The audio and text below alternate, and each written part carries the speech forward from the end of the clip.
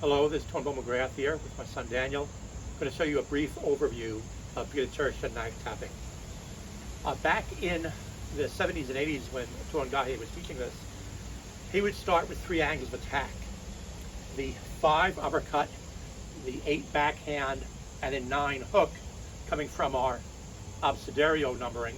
And if he was dealing with a group that had not the obsidiario, or was not familiar with PEKITI-TIRSIA, it would be 1, 2, and 3.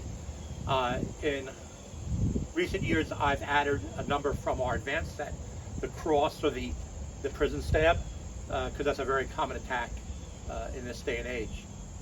So the purpose of knife tapping is the mortar between the bricks, let's say. It connects the things you really want, your goal techniques, the things you want to do, which would be a disarm, a strike, things of that nature.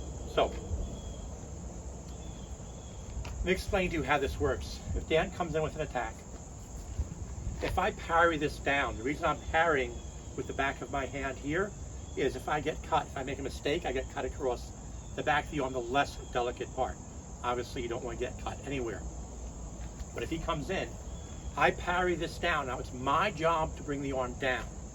Later on, when you get proficient at this, you're actually making this as an attack, smacking his arm down as hard as you can. Now think of this as opening a door. You only open a door, if you're in a hurry, you only open that door as wide enough for your body to pass through it. You're not going to open it that wide. You can simply come back with a cut and attack you. So again, he comes in, I parry this down just wide enough to come in, and then I'm going to do an attack of some type, to get a better position on him, or to get off at a different angle, or give me room to get behind cover and draw my primary weapon, whatever that might be.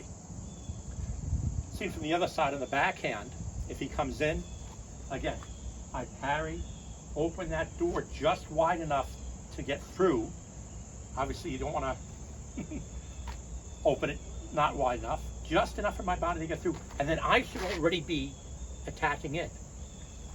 Don't forget, when I bring this down and away, that hard hit on his nerve or his wrist, it's not going to last that long. And I have that other hand to worry about. So I have to get in here quick because that hand is going to come back the other way. Now, the reason we call this knife tapping is you're not tapping the knife. What happens is when I bring this hand down, he does not want me to control that knife arm. So he's going to go over and grab my elbow and pull it out and control my arm and just tap that. He doesn't want to be there, very long, because then I can grab him and control his arm. So he just taps that off, or taps and pulls me away trying to get behind, right? So there's interplay here. When Tuangahe originally taught this, he would be the only feeder and let you work on the defensive part of that, until you got it right. These days, because I'm working with experienced adults, I like to teach them both sides of the equation. So if Dan comes in with an attack, I'll parry this out. I intend to open the door wide enough for me to come through. His intent is to catch my elbow as early as possible and come in on the other side. Now, if I'm caught off time on that, I might use a secondary parry. So in our terminology, going cross body, we're inside our guard, utilizing the larger pectoral muscles and deltoid, we call an inside parry. That's our preferred parry, that's our primary parry.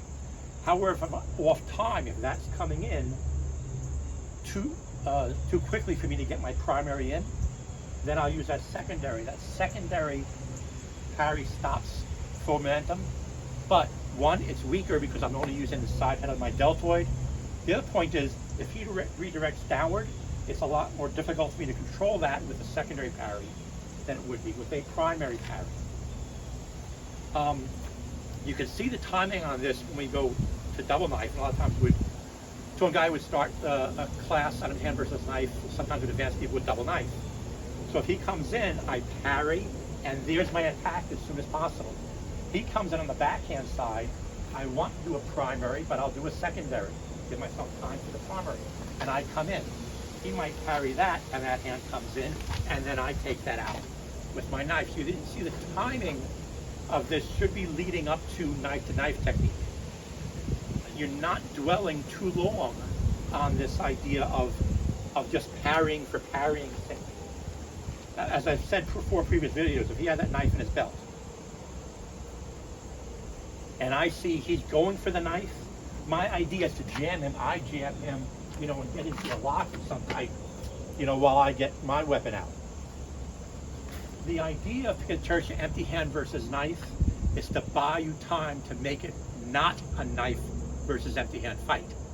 It could be knife versus firearm, knife versus knife, knife versus hat. Anything in your hand, you know, on a delicate target on him is better than nothing in your hand. But you need time to do that. You know, as a peace officer, if I'm at this distance with a knife, yeah, I'd rather pull out my firearm and deal with it that way, but I don't have time. You need that empty hand versus knife to buy you time to get your weapon out. And that's pretty much the principles of PEKITI-TIRSIA empty hand versus knife.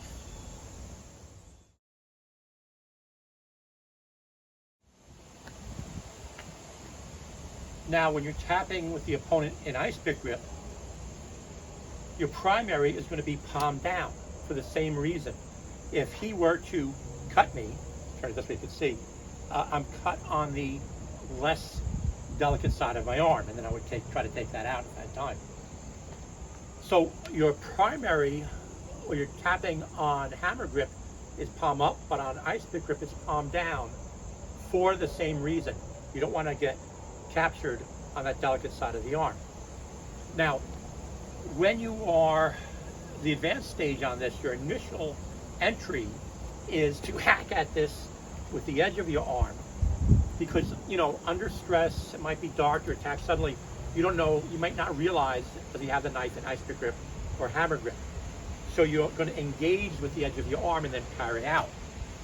However, you can't give that to beginners, because what will happen is they'll come in too fast on that, too early, maybe they come in too late.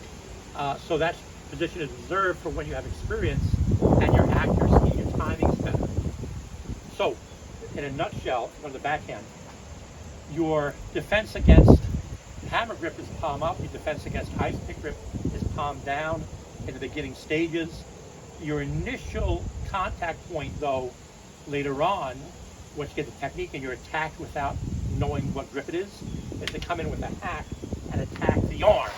And then once you see what's going on, you can change your position if you need to. Okay, thank you.